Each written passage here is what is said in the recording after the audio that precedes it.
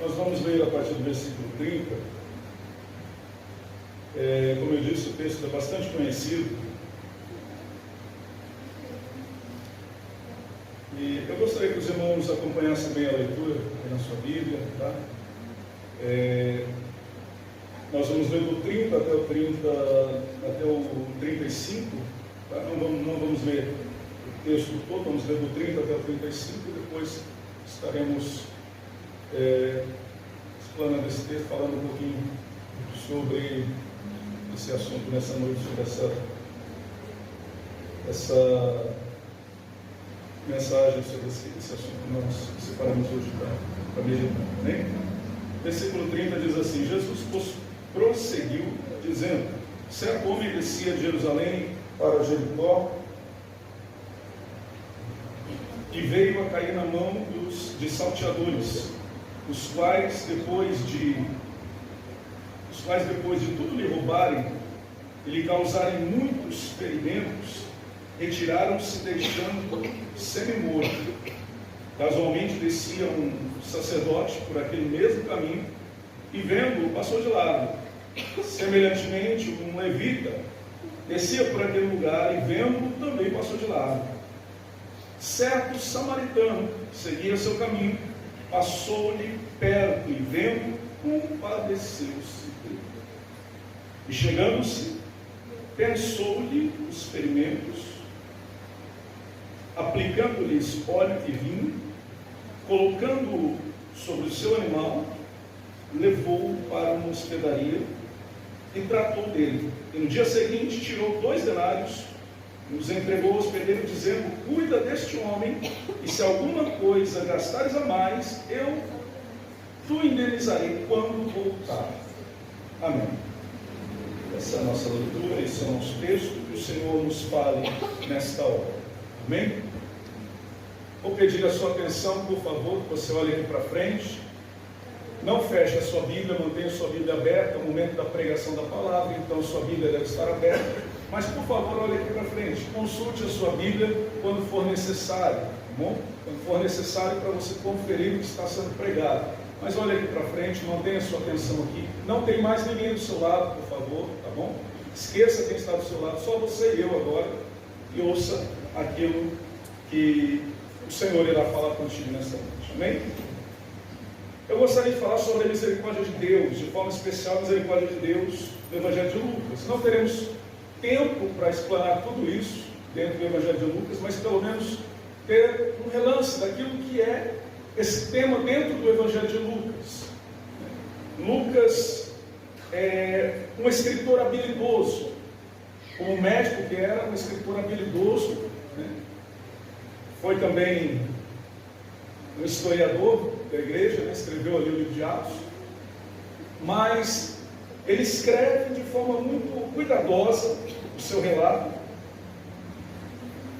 de tal forma que é quase impossível alguém que faça uma análise sincera, uma análise minuciosa do Evangelho de Lucas e dos Escritos de Lucas, dar um voto de descrédito a Lucas. Seria quase impossível, porque ele é muito cuidadoso em tudo que ele escreve, na sua análise, nas suas pontuações, inclusive pontuando locais e datas e coisas do tipo. E também ele é cuidadoso com palavras, é sobre isso que eu gostaria de falar. Lucas é cuidadoso com palavras, e ele trata aqui de uma palavra muito importante, que nós conhecemos aqui no nosso idioma, no português, como misericórdia ou compaixão. E as nossas traduções normalmente traduzem como misericórdia. E aqui eu já quero adiantar que misericórdia, ela vem do latim, né? Pelo menos a nossa palavra misericórdia, ela vem do latim, e ela, na verdade, ela tem origem em 2 palavras. Miseratio significa miséria ou compaixão, e cordis, que é de onde vem cardia, né? Coração, né? Então, compaixão e coração, ou miséria e coração. Agostinho definiu desta forma, ele disse que misericórdia é dar o coração àqueles que são vítimas da miséria. Assim definiu Santo Agostinho. É dar o coração àqueles que são vítimas da miséria. Isso é misericórdia. Mas nós vamos aqui olhar para o Evangelho de Lucas e ver o que Lucas falava. Mas antes, porém, aqui nesse artigo de introdução, precisamos dizer que todo o Antigo Testamento também fala sobre misericórdia. Algumas pessoas têm uma visão errada, distorcida do Antigo Testamento e olham para o Antigo Testamento como se o Antigo Testamento fosse o relato de um Deus mau, de um Deus diferente do Deus do Novo Testamento, de um Deus que parece que tem prazer em matar e destruir. Não, não é assim. Embora esse Deus destrua, esse Deus mate, sim, e ele traga juízo, sim, como ele trouxe muitas vezes, esse Deus é constantemente no Antigo Testamento apresentado como Deus da misericórdia, como Deus benevolente, Deus de quem a partir de quem se manifesta atitudes e atos de misericórdia. E a Bíblia chega a dizer que a sua misericórdia dura para sempre. O Antigo Testamento preserva essa convicção, a convicção da ação benevolente de Deus e a convicção de que essa ação benevolente de Deus, essa ação misericordiosa de Deus é superior à ação benevolente dos homens, à misericórdia dos homens. Como que o Antigo Testamento faz isso? Dizendo exatamente isso, que a misericórdia do Senhor dura para sempre. Nós vamos ver isso em Isaías 54, verso 8, vamos ver isso em Jeremias 33, 11, e muitos outros textos, e de forma especial no Salmo 136, que diz ali: rendei graças ao Senhor, porque a sua misericórdia dura para sempre. E o Salmo repete isso várias vezes. No Evangelho de Lucas, aqui onde nós lemos esse Evangelho, ele traz a imagem do Pai, e a imagem do Pai, de Deus o Pai, é apresentada em termos de sua misericórdia e compaixão para com os homens. Essa característica de Deus é anunciada e experimentada em Jesus Cristo no Evangelho de Lucas. No Evangelho de Lucas nós vemos então essa característica de um Deus misericordioso, de um Deus compassivo, sendo experimentada, anunciada e experimentada em Jesus Cristo. E é por isso que Lucas é tão importante para nós. Lucas tenta desenhar o rosto de Deus no seu Evangelho. Ele tenta desenhar o rosto de Deus nos seus escritos, no seu escrito aqui do Novo Testamento. E ele tenta desenhar o rosto de Deus expressando na língua grega algumas expressões, alguns conceitos hebraicos que falam de misericórdia e compaixão. Como eu disse, nós não teremos tempo para tratar de tudo isso, mas eu quero aqui deixar claro aos irmãos que essa misericórdia de que fala Lucas, ela não é nova dentro do contexto bíblico. Ela já é mencionada, já é falada desde o Antigo Testamento. Esse Deus se apresenta constantemente como Deus misericordioso, Deus que salva seu povo, que redime seu povo, o Deus que perdoa o seu povo que pecou e que errou, porém se arrependeu. Constantemente esse Deus é apresentado assim desde o Antigo Testamento. E uma das principais palavras que é usada no Novo Testamento, sobre ela eu gostaria de falar um pouquinho aqui, é a palavra que Lucas apresenta aqui, quando ele diz que, no versículo 33, ele diz que certo samaritano seguiu o seu caminho, porém passou perto daquele homem que estava caído, e vendo aquele homem caído, machucado ali, que havia sido assaltado, compadeceu-se dele, foi tomado de íntima compaixão por aquele homem, compadeceu-se. Essa palavra no grego é splanchnizomai, é uma palavra que remete a órgãos vitais, como coração, rins, pulmões, fígados, como que se esse sentimento de compaixão movesse ou contorcesse esses órgãos que nós temos dentro de nós, o coração, os rins, os pulmões, o fígado, as vísceras, fossem todos como que contorcidos, como que por uma dor pelo outro. Dor pelo outro. Sentir como que dor em suas entranhas pelo outro que está sofrendo. Essa palavra significa mais ou menos isso. Estou tentando escrever aqui, é um pouquinho difícil, tá? Mas estou tentando escrever para que você compreenda que essa palavra, ela expressa algo muito profundo, tão profundo que quando você olha para os outros evangelistas, Mateus e Marcos, os evangelhos sinóticos, Mateus, Marcos, Lucas e João, você tem Mateus e Marcos reservando essa palavra somente para Jesus. Mateus e Marcos reservam esta palavra somente para Jesus, como sendo um sentimento messiânico, um sentimento do Messias, um sentimento do Cristo, um sentimento especial ou especialmente reservado para Jesus, que se manifesta em Jesus, porque Ele é capaz de sentir as nossas dores, porque Ele é capaz de sofrer conosco, porque, como diz Filipenses capítulo 2, Ele foi capaz de, sendo Deus, não teve, sendo em forma de Deus, não teve por usurpação ser igual a Deus, mas humilhou-se, assumindo a forma de homem, humilhou-se ainda mais, morrendo morte de cruz, ou seja, assumiu a nossa identidade, tornando-se homem, tornou-se semelhante a nós, veio sofrer conosco. Esse Deus, a sua misericórdia se manifesta na sua própria pessoa. Então, quando falamos de misericórdia, estamos falando de um atributo que está na essência de Deus, está vinculado àquilo que Deus é em sua essência. Deus é amor, Deus é misericordioso, Deus é bondoso, e sua misericórdia, como diz a Escritura, dura para sempre. Então, essa palavra que é usada aqui, compadeceu-se dele. Essa palavra no grego então significa o quê? Sentir com as entranhas, sentir com as entranhas, sentir lá dentro de você, como que se você estivesse sofrendo de dores aqui dentro, você está sentindo isso pelo outro. Tá? E essa palavra então, Mateus e Marcos reservam para Jesus. Lucas apresenta esta palavra em Jesus, e ele apresenta essa palavra em momentos especiais. Lucas não reserva ela somente para Jesus, mas como um exímio escritor que é, ele reserva essa palavra para momentos especiais. Lucas apresenta essa palavra somente em 3 ocasiões somente. Não é porque ele não gostasse da palavra, não é porque a palavra não era ideal para ser usada, não. É porque, estrategicamente, ele escolheu momentos importantes para colocar esta palavra, momentos especiais. Que momentos foram esses? Nós vamos ter em Lucas capítulo 7, versículo 13,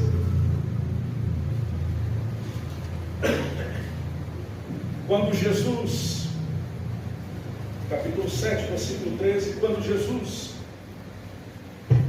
está chegando ali na cidade de Naim, e ele se encontra com uma mulher que era viúva, e essa mulher agora está indo sepultar o seu filho. Seu filho morreu, e a Bíblia diz que era o seu único filho. Ela era viúva, já não tinha marido, e o único filho que ela tinha agora morreu. Esta mulher está chorando, está se derramando em lágrimas. Essa mulher já não tem forças mais para caminhar. Por quê? Porque ela está indo sepultar o seu filho depois de ter sepultado o seu marido. E esse é o seu único filho. Jesus se encontra com ela ali. E a Bíblia diz ali no versículo 13, capítulo 7, versículo 13, que vendo ela, Jesus se compadeceu, foi tomado de íntima compaixão por ela. Jesus se compadeceu dela. Foi tomado por essa dor nas entranhas, por esse sentir compaixão nas entranhas, por esse sentimento tão profundo. Ele foi tomado. E então o que ele fez? Ele parou aquele cortejo fúnebre, ele ressuscitou o menino que estava morto. Ele disse para o menino: levanta-te, volte a viver. O menino se levantou, voltou a viver e começou a falar. A Bíblia diz. E ele entregou o menino então à sua mãe. O outro texto onde aparece essa palavra é no capítulo 15, no versículo de número 20, onde nós temos a parábola do filho perdido. Aquele filho que pede todos os seus bens, pede que sejam entregues, fala para o seu pai, me dá tudo aquilo que é meu por direito, por herança. E ele vai embora da sua casa, ele gasta todos os seus bens com mulheres, com prazeres desta vida, com tudo que tinha direito, em bebidas e mulheres e tudo mais. Ele gasta tudo que ele tinha, tudo que ele pegou de herança do seu pai, foi embora para longe, gastou tudo, desperdiçou a sua herança, e agora ele não tem nada, e agora ele não tem nem o que comer. E a Bíblia diz que ele estava como que morrendo de fome. Ele estava nesse sentimento de que ele está a ponto de morrer de fome. A tal ponto era a fome deste garoto, deste jovem, que ele sente desejo de comer a comida dos porcos. Ele vai trabalhar em um chiqueiro para alimentar porcos e ele sente desejo de comer a comida dos porcos. Quando ele cai em si e ele diz, lá na casa do meu pai tem muita comida, eu vou voltar, vou pedir que ele me perdoe e que ele me aceite, ainda que seja como um empregado seu. Nem que ele não me aceite como filho, que ele me aceite como empregado, porque os empregados do meu pai têm comida boa e eu estou aqui comendo comida de porco. Ele volta, quando ele está voltando, ainda longe, o pai está ali esperando, e o pai o vê de longe, e o pai sai correndo em direção a ele, se lança no pescoço dele, o beija. E então, quando o menino começa a falar, dizendo, pai, aceita-me como empregado teu, o pai interrompe o discurso do menino e diz, olha, você está perdoado. E o pai então manda colocar um anel no dedo dele, manda colocar roupas novas, sapatos novos, manda organizar uma grande festa, matar um novilho para celebrar a chegada, a volta do seu filho que estava perdido. E ele diz, esse meu filho estava perdido, estava morto e tornou a viver, estava perdido e foi encontrado. Ele se alegra, mas o texto diz aí, que quando ele vê o seu filho ao longe vindo, ele é tomado de íntima compaixão, ele se compadece do seu filho. Versículo de número 20, e levantou-se e foi para seu pai. Vinha ele ao longe quando seu pai o avistou, e compadecido dele, tomado de íntima compaixão, correndo o abraçou e o beijou. Lucas então reserva essa palavra para esses 3 textos, irmãos. O nosso texto é o do capítulo 10, tá? Não perca o capítulo 10, é nosso texto base. Porém, irmãos, eu quero que você compreenda uma coisa. Lucas sabia o que ele estava escrevendo, ele sabia o que ele estava fazendo. Ele colocou essas palavras estrategicamente, nesses devidos lugares. Por quê? Porque dessa forma ele apresenta o que nós chamamos de uma cena tipo. O que é uma cena tipo? Ele apresenta uma cena tipo que aparece em todas estas ocasiões. Esta cena tipo tem uma situação de morte, tem a presença do verbo ver. Ele viu, Jesus viu a mulher, né? O pai viu o filho, e aqui no caso do bom samaritano, o samaritano vê o homem caído. Então temos aqui uma situação de morte, alguém que está em situação de morte. Temos aqui a presença do verbo ver, temos aqui também a presença do verbo compadecer-se, esplancnizomai, uma reação ao ver. O verbo se compadecer aqui é uma reação a ver. Viu e então se compadeceu. E temos aqui, por último, ações que restauram a vida. Ações da parte de Jesus, ações da parte do samaritano e ações da parte do Pai. Nós temos a mesma cena em todos os 3 casos. O mesmo formato, né? O mesmo tipo de cena em todos os 3 casos. Uma situação de morte, o filho único de uma viúva sendo levado para ser enterrado. Um homem que havia sido assaltado, estava machucado e foi deixado à beira do caminho semi-morto. Um filho perdido que estava longe de casa, longe da casa do pai, morrendo de fome. A tal ponto que quando ele voltou, o pai disse, esse meu filho estava morto e voltou a viver. Então, uma situação de morte. A presença do verbo ver, como nós já falamos. Jesus viu aquela mulher viúva aquela mãe viúva enlutada pelo seu único filho. Jesus viu. O samaritano viu aquele homem caído semi-morto à beira do caminho. O pai viu o filho que vinha ainda longe. E depois o que aconteceu? Em todos esses 3 casos nós temos uma reação. Eles vêm e há uma reação. Qual é a reação? É o verbo se compadeceu. Jesus se compadeceu ao ver aquela mãe enlutada. O samaritano foi movido de compaixão ao ver aquele homem caído, semi-morto à beira do caminho. E o pai foi movido de íntima compaixão ao ver o seu filho voltando, ainda ao longe. E em todos os 3 casos, como nós já falamos, existem uma ação de restauração, uma ação que restaura a vida. Jesus fez o cortejo parar. O cortejo estava indo para enterrar o menino. Jesus fez o cortejo parar e devolveu a vida ao menino. Mandou o menino voltar a viver. O menino voltou à vida. Ele entregou o menino à sua mãe. O samaritano parou à beira do caminho quando ele viu aquele homem caído, semi-morto. Parou, socorreu aquele homem caído. E o pai, quando ele viu seu filho vindo ao longe, ele recebe, ele acolhe o seu filho, provendo tudo que o seu filho precisa, tudo que o seu filho necessita. Irmãos, aqui nós temos lições importantes que nós precisamos aprender para a nossa vida. E o que Lucas nos ensina de forma muito especial é que a parábola, já vamos chegar, mas a parábola do filho pródigo, irmãos, é uma representação, o pai do filho perdido, do filho pródigo, é uma representação de Deus, o nosso Pai, de Deus o Pai.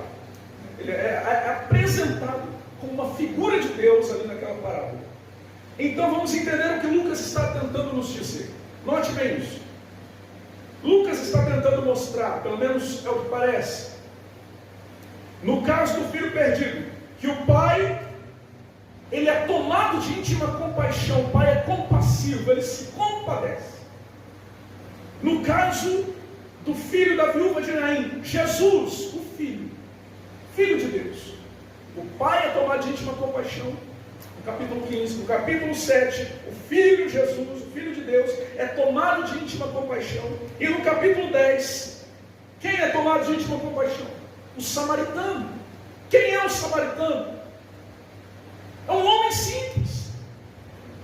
O que Lucas está tentando dizer a mim e a você?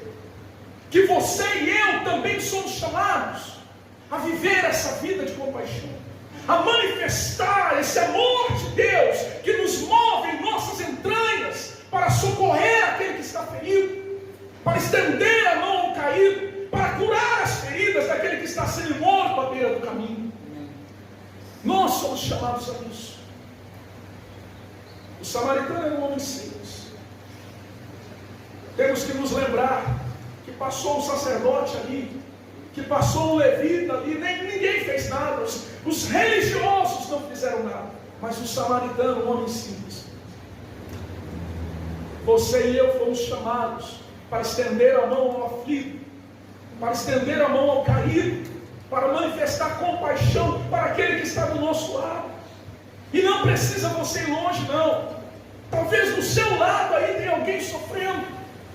Ah, mas eu não sei. Talvez porque você não parou para olhar para ele. Porque quando Jesus olhou para aquela mulher, ele percebeu o sofrimento nela. Quando o samaritano olhou para aquele homem caído, ele percebeu o sofrimento nele. Quando o pai olhou para o seu filho vindo com aquelas roupas sujas e rasgadas, ele percebeu o sofrimento nele. Olhe para quem está do seu lado, veja quem está ao seu lado. Quando você ver, quando você olhar para as pessoas ao seu lado, o amor de Deus te levará à compaixão, e a compaixão te levará a ações que transformam vidas. Nos 3 casos, irmãos,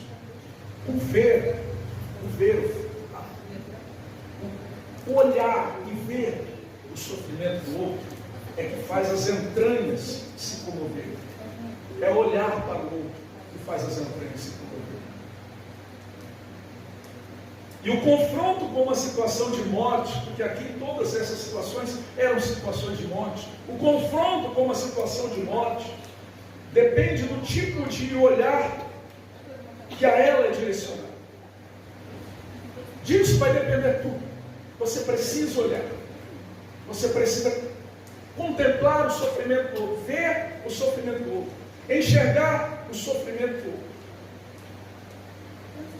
E então você será movido pelo amor de Deus. Porque se você é um cristão, o amor de Deus está no seu coração. O Espírito Santo foi derramado sobre você, está no seu coração. E ele se moverá e levará você a atitudes de compaixão, a atos de compaixão, que levará à restauração de vidas. Deus quer usar você dessa forma. Voltando aqui para o nosso texto, ou melhor, olhando aqui para o nosso texto, Lucas descreve com 7 expressões verbais a ação do samaritano. 7 expressões verbais, nesse texto que a gente leu aí, do versículo 30 até o 35. Ele descreve 7 expressões verbais. Lembra que o verbo, quem se lembra um pouquinho da escola, né? O que é o verbo? O verbo indica o quê? O verbo indica ação, atitude, né? Ação, fazer alguma coisa. Quando falamos de verbo, falamos de ação. E o Lucas descreve com 7 expressões verbais, com 7 verbos, ele descreve a ação do samaritano. Primeiro, ele diz que o samaritano se aproximou daquele homem que estava caído e semi-morto. Segundo, diz que ele cuidou das suas chagas. Terceiro, diz que ele derramou o óleo e o vinho sobre ele. Quarto, diz que ele colocou aquele homem no seu próprio animal. Quinto, diz que ele conduziu aquele homem à hospedaria. Sexto lugar, diz que ele dispensou-lhe cuidados.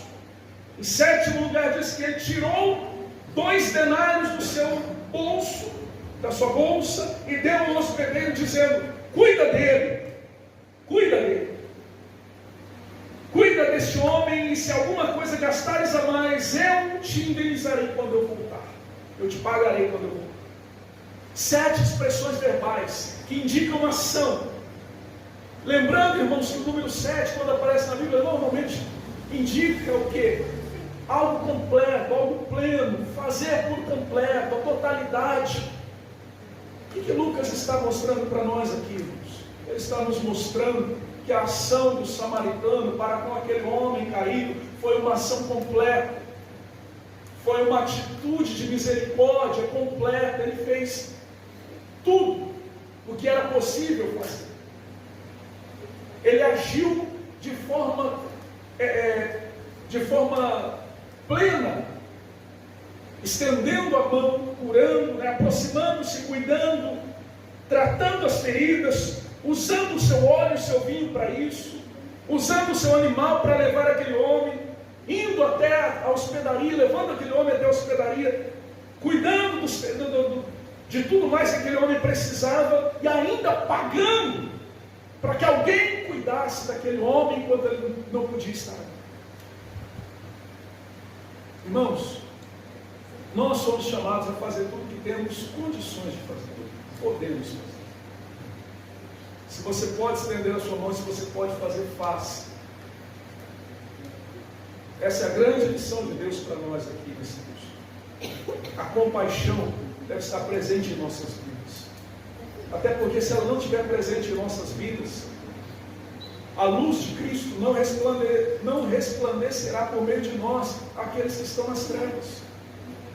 Eles hão de ver a luz de Cristo refletindo em nós por meio deste ato de amor, de manifestar a misericórdia, de estender a mão, de ajudar, de trazê-los. E deixe-me te dizer, não é só ajudar nas necessidades físicas, não. Algumas pessoas estão bem fisicamente, estão bem materialmente, mas estão sofrendo na sua alma, com problemas emocionais. E algumas pessoas estão sofrendo de forma pior ainda, estão sofrendo espiritualmente, porque não conhecem a Cristo. E nós precisamos olhar para essas pessoas, ver onde elas estão, ver quem são elas. para que nós sejamos movidos de íntima compaixão e nos aproximemos delas, como esse samaritano se aproximou daquele homem caído. E cuidemos dessas pessoas, como este samaritano cuidou daquele homem. Lembrando, irmãos, que Jesus contou esta parábola em resposta a alguém que lhe perguntou: quem é o meu próximo? Ele estava ensinando quem é o próximo. Então hoje, que você saia daqui disposto a estender a sua mão e a viver o amor de Deus na sua vida, trazendo alguém para a presença de Deus, tirando alguém que está nas trevas, mostrando a ele o caminho da luz, estendendo a mão para ajudar alguém que sofre, gastando 5 minutos do seu tempo, 10 minutos do seu tempo, para se sentar com alguém, ouvir o que ela tem para falar, chorar com ela que chora, gemer com aquele que geme, e dizer: eu estou com você, eu estou orando por você. Essa, irmãos, é a mesma misericórdia que designa o ser de Deus. Esta é a mesma misericórdia que designa o ser de Deus. É a misericórdia que tem que ser manifestada em nossas vidas e em nossos corações. Deus é bondade estável, um amor de entranhas, uma graça que se abaixa em direção ao que sofre. E nós precisamos entender isso. Se Deus é assim, então nós precisamos ser assim. Porque a Bíblia diz que nós somos transformados à imagem do nosso Senhor Jesus. Somos transformados dia após dia à imagem do nosso Senhor. Então, se Ele é assim, nós precisamos ser assim. Lucas nos ensina então, o sentimento, embora seja importante, muito importante, ele não é em si mesmo suficiente para gerar transformação. É preciso passar do mundo interior para o mundo exterior. É preciso ir do sentimento para a ação. Como esse samaritano, que ele é tomado de íntima compaixão, mas ele não fica no sentimento, não. Ele se move em ação para socorrer aquele que está caído. Então é preciso que nós passemos do sentimento para a ação, do interior para o exterior. Somos chamados, como Jesus, irmãos, a manifestar a misericórdia de Deus neste mundo. Eu espero que esta palavra de Deus, essa mensagem de Deus, fique guardada no seu coração. Amém?